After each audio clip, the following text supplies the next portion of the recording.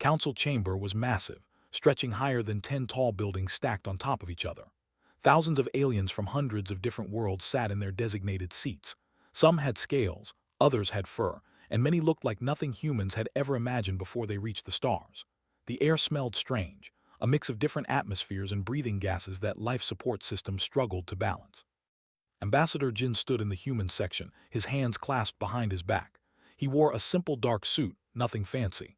Next to him, Captain Hay sat in her military uniform, her face calm but her eyes watching everything. They had both known this day would come eventually. At the center of the vast chamber, High Arbiter raised his four arms for silence. He was old, maybe the oldest being in the room. His species lived for thousands of years, and he had led the Galactic Council for the last 800. His skin looked like ancient tree bark, gray and cracked. "We now vote on Mandate 447, announced, his voice booming through the translation devices everyone wore. The motion to restrict human privileges, reduce their fleet presence, and remove them from key administrative positions. Jin felt hundreds of eyes turned toward him. Some looked guilty, most looked satisfied. Counselor On stood up from his seat, his body covered in sharp, crystal-like armor that clinked when he moved. He was the one who had proposed the mandate. "The humans have grown too powerful," he said, his voice dripping with contempt. "They control too much. They have their fingers in every system, every trade route, every conflict. This was supposed to be a council of equals, not a human empire wearing a council mask." Murmurs of agreement rippled through the chamber. Jin said nothing, he simply watched. "They arrived only 200 years ago," On continued, "and already they act like they own the galaxy. We who have been here for should not bow to these newcomers." Captain Hay leaned toward Jin and whispered, "They really believe this, don't they? They actually think we forced our way into everything." "Let them believe it," Jin replied quietly. Another counselor stood, a massive creature that looked like a floating jellyfish. "The humans have been helpful, yes, but On is right. They have too much control. We should balance the power more evenly among all species." More voices joined in. One by one, counselors stood to voice their support for the mandate. Jin noticed that none of them mentioned specifics. No one talked about how humans had stopped 3 major wars in the last decade alone. No one mentioned the medical teams that had saved billions from plagues. No one brought up the engineering core that kept the ancient gateway network running, allowing instant travel between star systems. They talked about human privilege and power, but never about human work. Finally, called for the vote. All in favor of Mandate 447. Lights began appearing across the chamber as counselors registered their votes. Green for yes, red for no. Jin watched as a sea of green spread across the room. Green, green, green. Thousands of green lights. When the counting finished, announced the result. 847 in favor, 3 against. The mandate passes. The chamber erupted in conversation. Some counselors celebrated. Others looked uncomfortable, but they had voted yes anyway. Only 3 small species, the ones who had always been honest allies, had voted no. Jin made note of that. He would remember. Looked down at the human section with something that might have been regret. "Ambassador Jin, the Council recognizes that this transition may be difficult. We are willing to give humanity 6 months to adjust to the new restrictions. We hope you will continue to work with us in a more balanced capacity." The chamber fell silent, waiting for Jin's response. This was when he was supposed to argue, to negotiate, to ask for compromises. That was how the council worked. Someone proposed something harsh, you protested, and then everyone met in the middle. But Jin was tired of that game. He stood up slowly and walked to the speaker platform at the center of the floor. His footsteps echoed in the quiet chamber. When he reached the platform, he looked up at the thousands of aliens staring down at him. "Ambassador Jin said, please share your thoughts on how we can make this transition smooth." Jin took a breath, then he spoke, his voice clear and steady. "Then we are done here." Confused murmurs spread through the chamber, tilted his massive head. "I'm sorry, could you clarify?" "I said we are done here," Jin repeated. "You have made your decision, humanity will respect it, we will leave."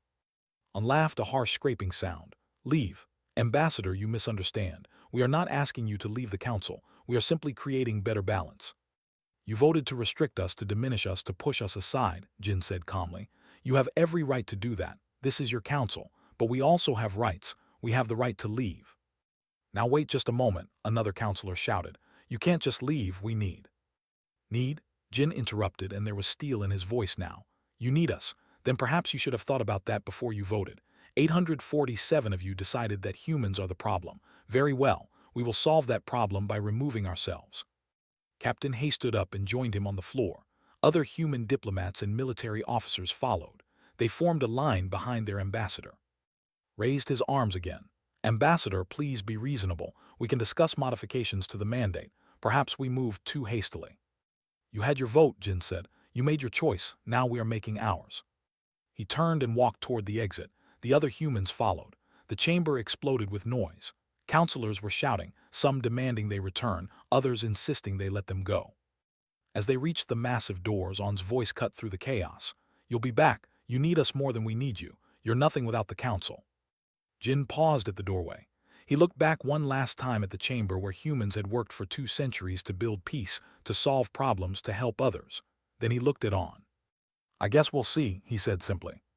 The doors closed behind them with a sound like thunder. Outside, Captain Hay let out a long breath. That was dramatic. "It needed to be," Jin replied. "Send the signal. Begin withdrawal procedures. I want every human out of council space within 60 days. "Every human?" Hay asked. "The engineers at the gateway stations, the medical teams, the peacekeepers." "Everyone," Jin confirmed. "They wanted balance. Let's see how balanced they are without us." As they walked toward their ship, emergency communication devices started buzzing. Requests for meetings, demands for explanations, pleas for reconsideration. Jin ignored them all.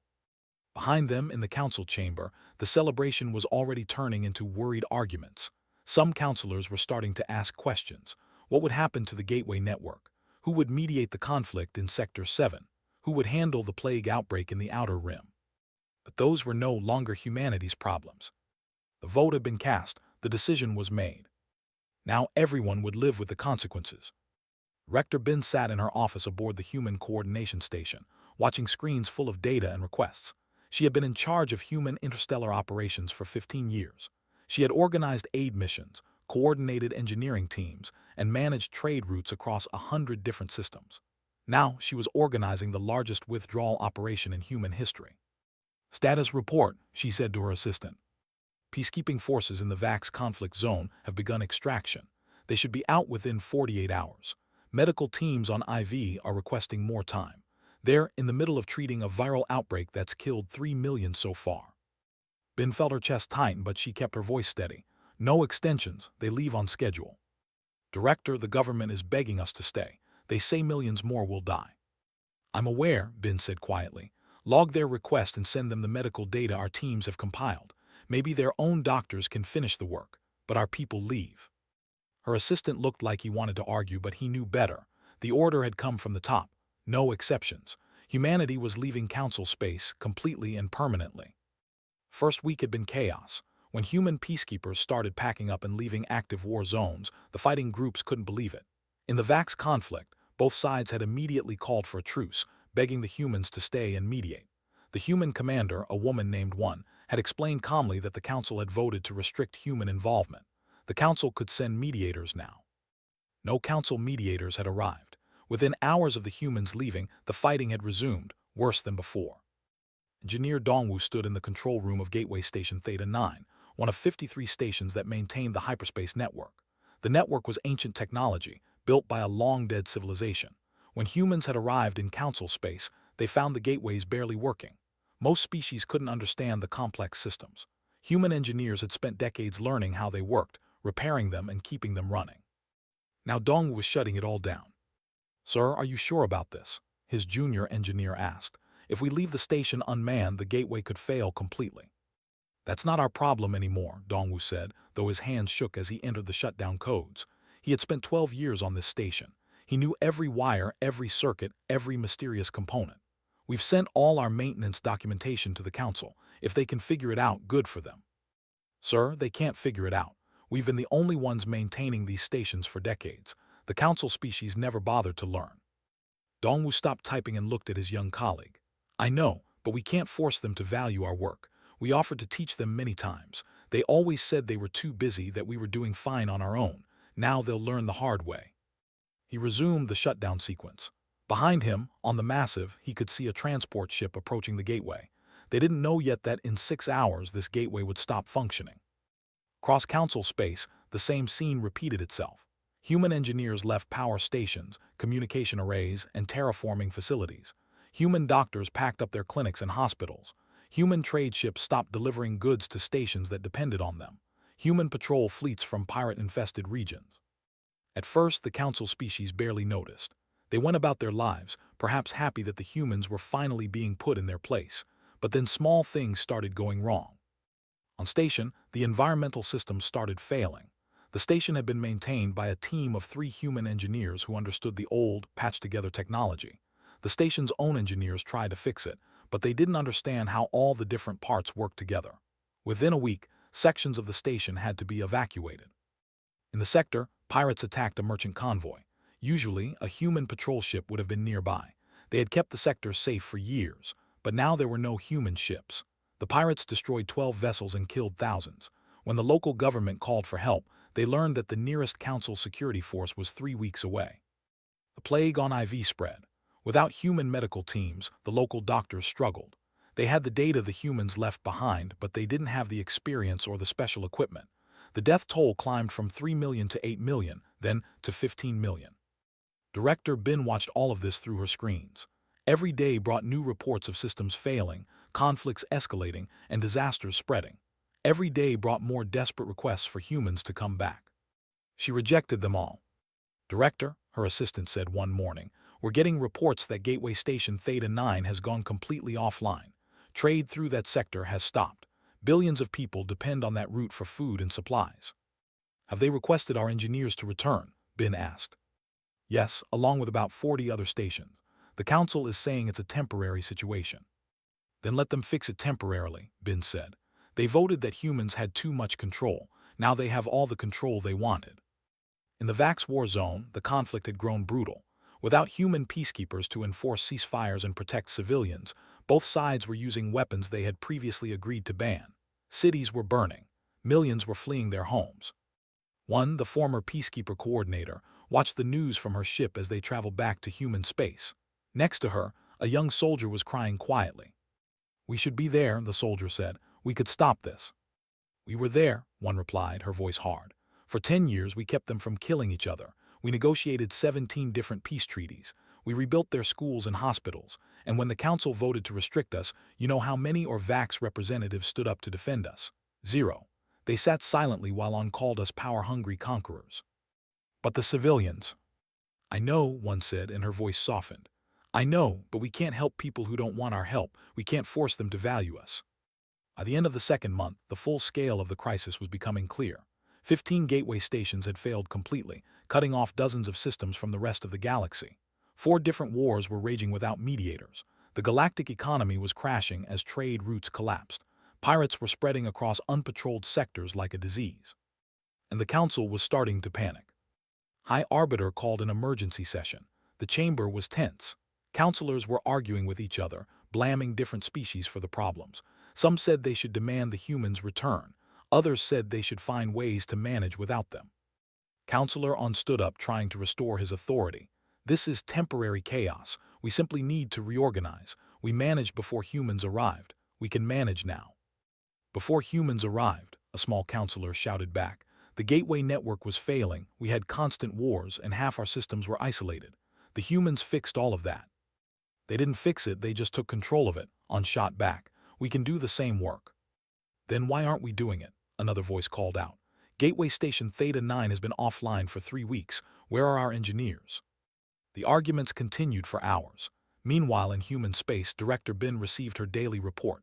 More gateway failures, more wars, more disasters. And now, a new problem. Alien refugees were starting to appear at human borders, fleeing the chaos in council space. Admiral in charge of border defense asked for instructions. Do we let them in? Bin was quiet for a long moment. Then she said, no. The council made its decision. These are council citizens facing council problems. Turn them away. Send them back to their governments. It felt cruel. It was cruel. But humanity had learned a hard lesson. They had given everything to the council, and the council had voted them out the moment it became convenient. Never again would they let themselves be taken for granted.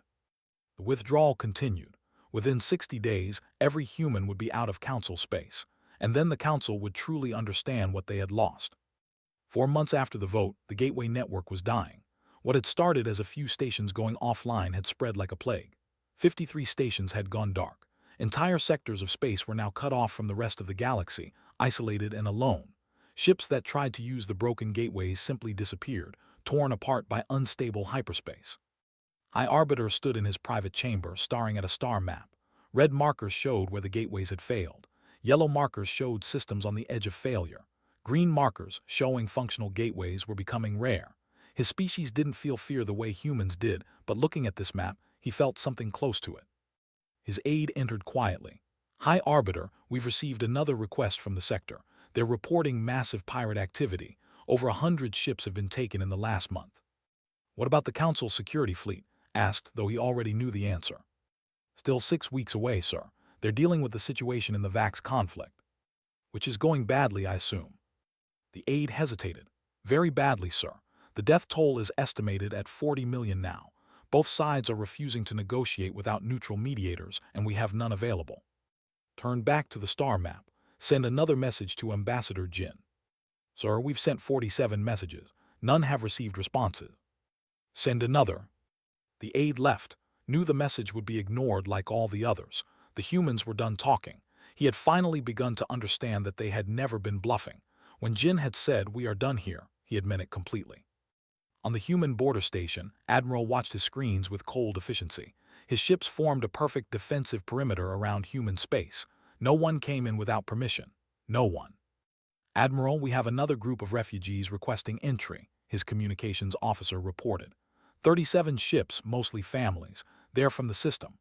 The plague there has killed over 40% of the population. Said, direct them to the nearest council relief station. Sir, the nearest council relief station was shut down 3 months ago due to lack of supplies. These people have nowhere to go. Felt something twist in his chest, but his face remained stone. Not our problem. The council decided humans were too involved in their affairs. We are respecting that decision. Send them away. Yes, sir. The refugee ships drifted away from the border, desperate and lost. Some would try other human stations. All would be turned away. The orders were absolute. Humanity was done being the galaxy's caretaker. But some council species had learned from their mistakes. 3 species, the ones who had voted against Mandate 447, had approached humanity separately. They were small species, not powerful in the council, but they had always been honest. Ambassador Jin had agreed to meet with them. A young human named Na was documenting everything. She traveled to council space secretly to record what was happening, to make sure humanity remembered this lesson. What she saw horrified her. The Vax War had turned into a nightmare. Cities lay in ruins. Refugee camps stretched for miles. Disease was spreading through the crowded, unsanitary conditions. She interviewed survivors, people who had once lived comfortable lives and now had nothing. Why did the humans leave? One refugee asked her, tears streaming down his face. We needed them. No one wanted to scream at him that his government had sat silently while the council voted humanity out. But instead, she just asked, did you ever thank them when they were here? The refugee looked confused. Thank them for what? For keeping you alive, Na said quietly and moved on. She visited failed gateway stations, abandoned medical facilities, and empty peacekeeping posts. Everywhere she went, she heard the same refrain. We didn't know. We didn't understand how much they did. When she returned to human space, she presented her findings to Director Bin. It's worse than we thought. The council is collapsing. They're not just struggling, they're falling apart completely. Bin reviewed the data. 40 billion dead from wars and plagues. 70 systems completely isolated. The galactic economy had shrunk by 60%. Pirate activity had increased by 400%. And it was getting worse every day. Do you think we should go back? Na asked. Bin looked at her sharply. Do you? I don't know. People are suffering. People were always suffering, Bin said. And we always helped. For 2 centuries we helped. We mediated their wars, we fixed their technology, we cured their diseases. And the moment they felt threatened by how good we were at helping, they voted to push us aside. They didn't want our help. They wanted us to be quiet and small and grateful for the privilege of being in their council. But, no, Bin said firmly. We are not going back to being taken for granted. We are not going back to being invisible. If they want our help now, they need to ask properly, and they need to offer something in return besides contempt. Meanwhile, Counselor On was discovering that being right according to the council vote and being right according to reality were 2 very different things. His own empire, the Empire, was suffering badly. Trade had collapsed. Their gateway station had failed, and they had made a catastrophic mistake. They had tried to raid human border territories. On had believed the human fleet was small and weak, kept small by the Council's previous restrictions. He was wrong. When warships had crossed into human space, they had been met by a defensive grid unlike anything they had ever seen. Automated weapons platforms, stealth mines, and military ships with technology decades beyond anything in the Council. The fleet was destroyed in less than 4 hours. Only 3 ships escaped to tell the story. Now On sat in his chambers, disgraced. His people were calling for his removal. Other Council species were blaming him for creating this entire disaster with his stupid mandate. A message arrived on his personal terminal. It was from Ambassador Jin, the first communication humanity had sent to anyone in the Council since they left. On opened it with shaking hands. The message was brief. You said we were nothing without the Council. You were wrong. The Council is nothing without us. But don't worry. You'll learn to manage on your own eventually. Good luck. There was no offer to negotiate. No suggestion of terms for return. Just a simple statement of fact and a dismissal. On realized with growing horror that the humans weren't coming back. Not now. Maybe not ever. They had called the bluff and humanity hadn't been bluffing. High Arbiter called one final emergency session. The Council chamber, once filled with thousands, now held barely half that number. Many species couldn't travel to the station anymore because the gateways were down. Others were too busy dealing with crises at home. We must repeal Mandate 447, announced. We must invite the humans back with full honors and restored privileges. The vote was nearly unanimous. Only On voted against, and even he looked defeated. Drafted a formal message. It apologized for the mandate. It acknowledged humanity's contributions. It begged them to return and help restore order. Ambassador Wu, a junior diplomat humanity had left behind to monitor Council communications, received the message. He read it carefully, then sent his response. Humanity acknowledges the Council's message. We will consider your request. Our terms for discussion will be sent separately. When those terms arrived 3 days later, the Council went into shock. Humanity demanded complete restructuring of the Council, equal representation for all species, including humans, transparent voting, accountability for decisions, fair distribution of responsibilities and rewards. And most shocking of all, the Council had to admit publicly that they had been wrong, that they had taken humanity for granted, that they had valued human work only when it was gone. Read the terms and felt something he had never felt in 800 years of leadership. He felt small. The humans weren't asking to rejoin as members. They were demanding the entire system change before they would even consider it. These terms are impossible, On declared. They're asking us to abandon centuries of tradition. Yes, said quietly, they are. The Council faced a choice. Accept complete humiliation and restructure everything they had built, or refuse and continue collapsing. They chose pride. They refused the terms. When Ambassador Jin received news of the refusal, he smiled sadly. I expected that, he told Director Bin. They still think they can manage without us. Let them learn. The galaxy continued to burn, and humanity watched from the borders of their space. They were done being heroes for people who didn't want heroes. They were done being invisible while doing all the visible work. The old order was dying, and humanity was building something new. 9 months had passed since Ambassador Jin walked out of the Council chamber. The galaxy that existed before that day was gone, replaced by something darker and more chaotic. Captain Hay stood on the bridge of her flagship, the Eternal Dawn, as it approached what used to be Council Station Alpha 7. The massive structure that had once housed tens of thousands of diplomats and workers now looked like a dying giant. Whole sections were dark. Debris floated around it. Only the central core still had lights. Captain, we're receiving multiple distress calls, her communications officer reported, from the station and from ships in the area. Ignore them, Hay ordered. We're here for one purpose only. Locate any remaining human civilians and get them out. Captain, one of the distress calls is from a medical ship. They're requesting help with a quarantine situation. Hay felt the old instinct pull at her, the instinct to help, to respond, to fix problems. She crushed it down. Not our concern, focus on the mission. The Eternal Dawn docked at the human embassy section of the station. It was eerie walking through halls that used to be busy with activity. Now they were empty and silent. The embassy staff had left months ago, but a few human civilians had stayed behind, mostly people with alien families or business ties they couldn't abandon. Hay found them in the residential section, 23 people including 3 children. They looked relieved to see her. Captain, thank God, one man said. We've been waiting for evacuation for weeks. Why didn't you leave months ago when everyone else did? Hay asked. My wife is, the man explained. She couldn't get approval to enter human space. They said mixed families needed special processing. Hay made a note to have that policy reviewed, and now she's ready to leave. The station is falling apart. We can't get food.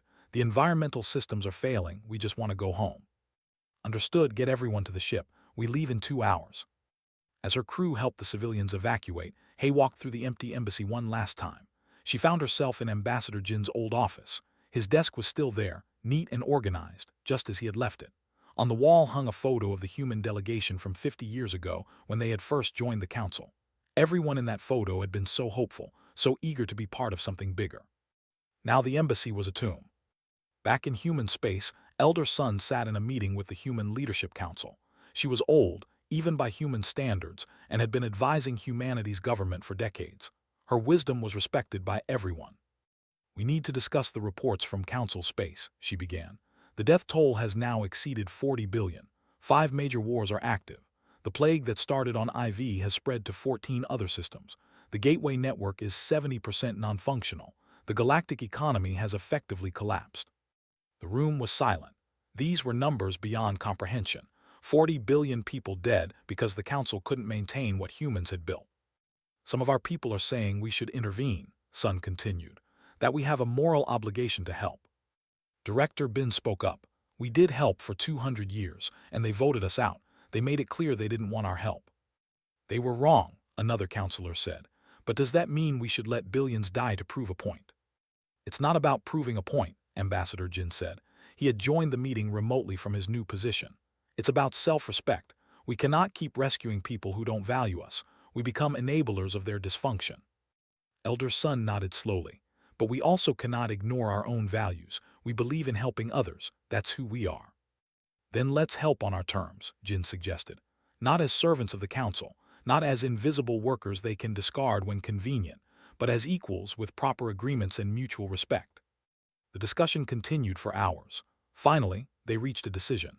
Humanity would not return to the council. Instead, they would form their own alliance with species who wanted genuine partnership. 3 species had already approached them. The ones who had voted against the mandate, small species but honest ones, they would be the foundation of something new. Meanwhile, in council space, Counselor On was under arrest. His own people had turned on him completely. The Empire was in shambles and they needed someone to blame. On was the perfect target. He sat in a cell awaiting trial when they brought him a visitor. High Arbiter looked older than On remembered, as if he had aged centuries in just 9 months. Why are you here? On asked bitterly. To tell you that you were right about one thing, said. The humans did have too much power. On looked up surprised. They had the power to keep us alive, continued. The power to maintain our technology, the power to stop our wars, the power to cure our diseases, and we were so afraid of their competence that we pushed them away. You were right about the power. You were just wrong about whether it was a problem. You came here to mock me, On snarled. No, said sadly. I came to tell you that I'm resigning. The council is dissolving. Several major species are breaking away to form their own governments. Others are so damaged they can barely function. The Galactic Council, as we knew it, is finished. He turned to leave, then paused. The humans sent me a message. They said they don't hold grudges. They hope we find our way, and they wished us luck. He laughed, a bitter sound. They're not even angry. They've just moved on, as if we were never important to begin with.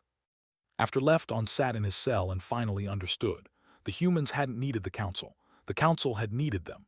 Every single day, in 1,000 different ways, humanity had been holding the galaxy together, and no one had noticed until they stopped.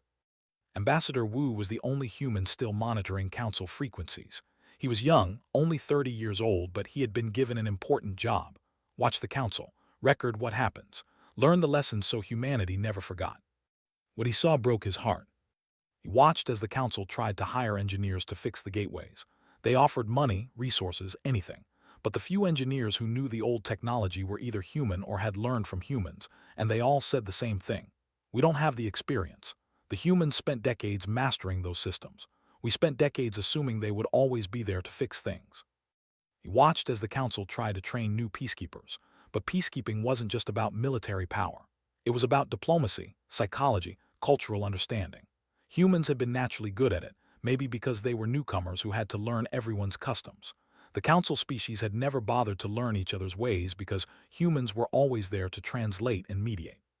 He watched as the council tried to establish new trade routes, But the roots humanity had built weren't just about efficiency. They were about relationships, trust, and understanding of hundreds of different species' needs. You couldn't just draw lines on a map and call it a trade network. Everything the Council tried to do, they discovered humans had been doing it better, faster, and more effectively than anyone realized. Wu sent his weekly report to Earth. The Council is learning what we've always known. Building trust takes years. Maintaining systems requires expertise and dedication. Solving problems requires actually caring about solutions more than politics. They had all of this when we were there. Now they have to build it from scratch. Captain Hay brought the last human civilians home from Council space. As the eternal dawn crossed back into human territory, she looked out at the stars and felt relief. They were home. They were safe. And they never had to go back to that thankless existence. Elder Sun gave a speech to the human people that was broadcast across all human worlds. For 200 years, we believed that being useful would make us valued. We learned that lesson was wrong. Being useful just made us convenient. When we became too competent, we became threatening. The Council taught us that no amount of service earns respect if the other party is determined to see you as inferior. So we walked away, and we will not go back, not to serve, not to fix their problems, not to be invisible heroes. But we will build something new, an alliance of equals, a partnership of mutual respect, where everyone contributes and everyone benefits, where no one is taken for granted. The old galaxy is dying. Let it die. We will build a better one. The speech resonated across human space. People who had questioned the withdrawal now understood. They weren't abandoning anyone. They were refusing to be abandoned anymore. And in the darkness of the collapsing council space, a few species were starting to understand. 3 species became 5. 5 became 8.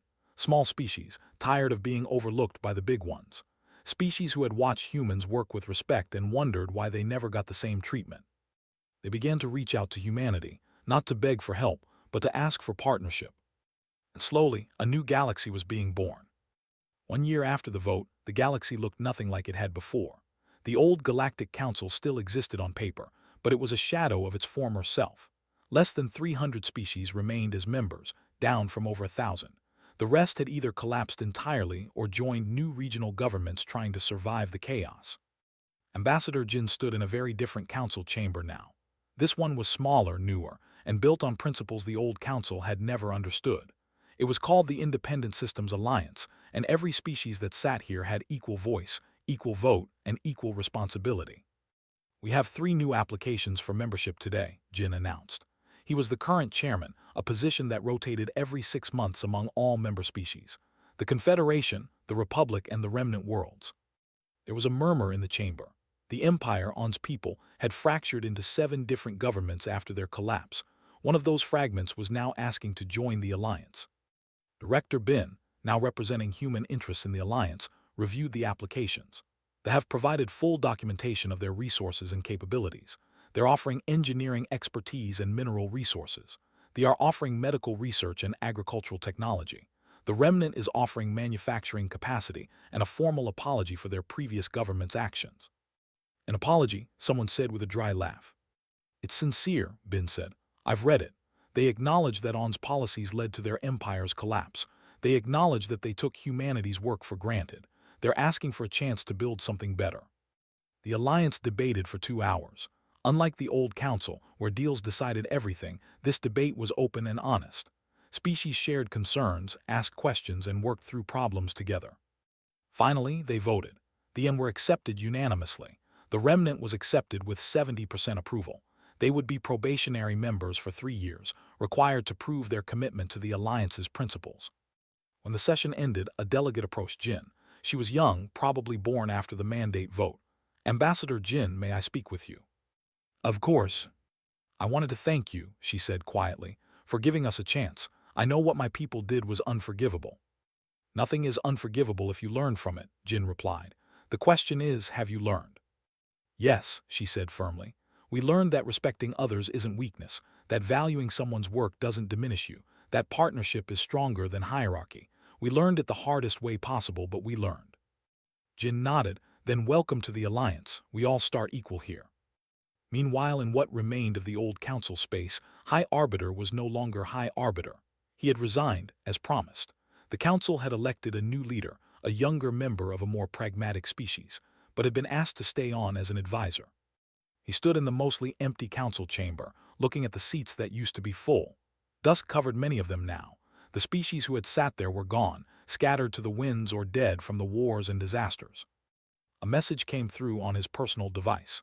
It was from Ambassador Na, a young human diplomat representing the Alliance in foreign relations, had requested a meeting, and surprisingly she had agreed. They met in a neutral station, one of the few places where both the Alliance and the remaining Council maintained presence. Na arrived with no guards, no ceremony, just a calm, professional young woman in a simple uniform. High Arbiter, she greeted him. Just now, he said, I'm no longer High Arbiter. Then just enough for me, she replied. They sat across from each other in a small meeting room. I wanted to thank you for meeting with me, began. I know humanity has no reason to grant me any courtesy. We're not spiteful, Na said. We walked away because we deserved respect, not because we wanted revenge. What did you want to discuss? Pulled up a holographic display. It showed the current state of the old council space. This is what remains of the council, 287 member species, down from over 1,000. Most of our systems are still not functioning. Wars are ongoing in 16 sectors. The death toll has reached 47 billion. Na looked at the numbers without expression. I'm aware. We were wrong, said simply. About everything, about humanity, about how things worked, about who was actually holding the galaxy together. We were arrogant and blind, and billions have paid the price for our stupidity. Yes, Na agreed. She didn't try to soften it or make him feel better. I'm not here to ask you to come back, continued. I know that door is closed. I'm here to ask if there's any way humanity might be willing to help us learn what you knew, not to do the work for us, but to teach us how to do it ourselves. Now considered this, what are you offering in exchange? Knowledge, history. The Council is thousands of years old. We have databases of scientific research, cultural records, and historical archives that would take centuries to study. We also have resources we can trade. And most importantly, we have the honesty to admit that we need help. That last part is what the old council never had, Na observed. I know, said, we were too proud and now we're humbled. Na stood and walked to the window looking out at the stars. I'll present your offer to the Alliance, but I need to be clear about something. If we agree to help, it won't be humans swooping in to fix everything. We'll send advisors, not workers, teachers, not doers. You'll have to put in the effort yourselves. I understand, said. That's all we're asking for, a chance to learn what we should have learned a long time ago. Back in Alliance space, the transformation was remarkable. In just 1 year, the Alliance had grown to 37 member species. They had established their own gateway network, smaller than the old one but functional and well-maintained. Multiple species contributed to its upkeep, with humans training engineers from other species to understand the technology. Engineer Dongwu was one of those teachers now. He worked at a training facility where alien engineers learned the secrets of gateway maintenance. It was slow, patient work. The old council had never bothered with this because humans would just fix things. Now, in the Alliance, everyone learned because everyone contributed. The key is understanding the resonance patterns, Dongwu explained to a class of 15 engineers from 7 different species. Each gateway has its own signature. You can't just apply the same fix to every station. You have to listen to what the system is telling you. One student, raised her hand. Professor Dongwu, how did humans figure this out if the original builders left no instructions? Trial and error, Dongwu said. Hundreds of years of it. We failed a lot before we succeeded, but we kept trying because no one else was going to do it for us. The class absorbed this lesson. In the Alliance, there was no species that handled all the problems. If something needed doing, everyone pitched in.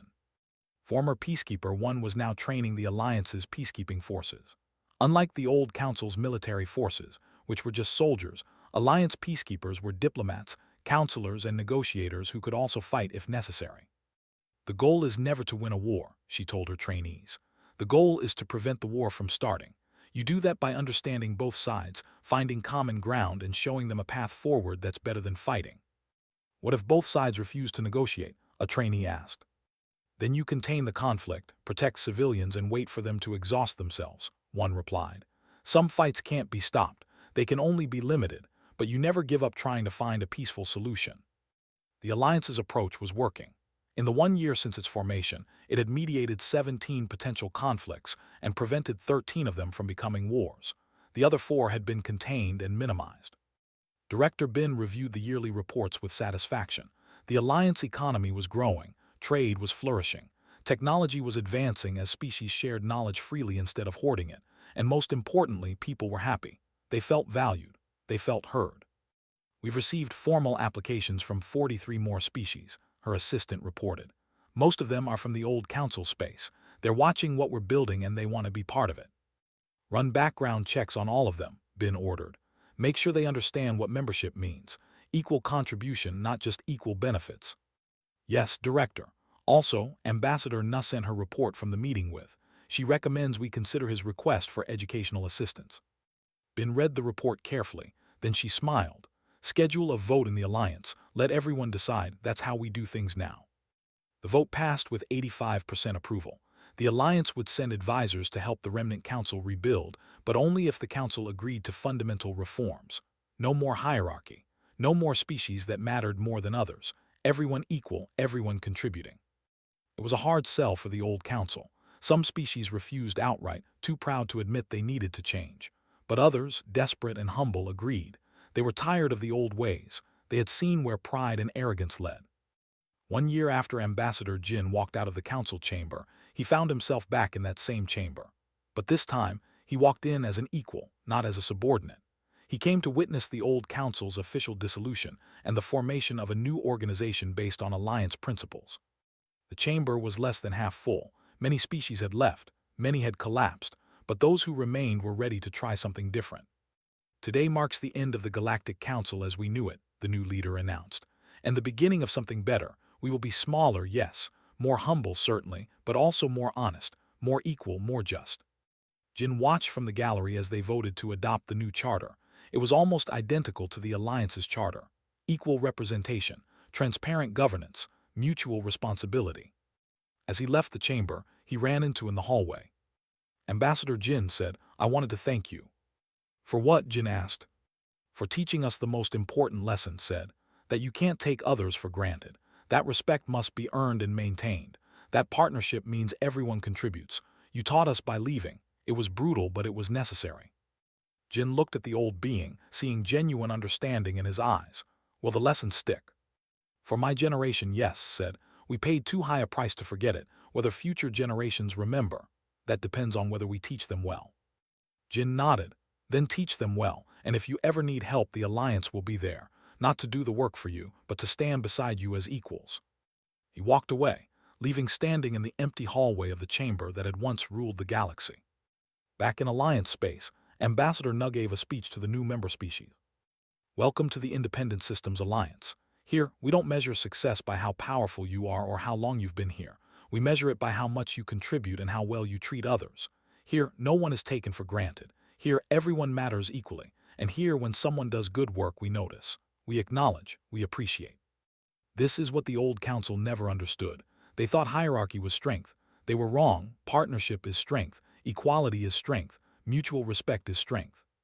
We built this alliance because we refuse to be invisible anymore. But we welcome everyone who wants to be visible with us. Everyone who wants to build something better together. The applause that followed was genuine and warm. These weren't subjects applauding their leaders. These were partners celebrating their community.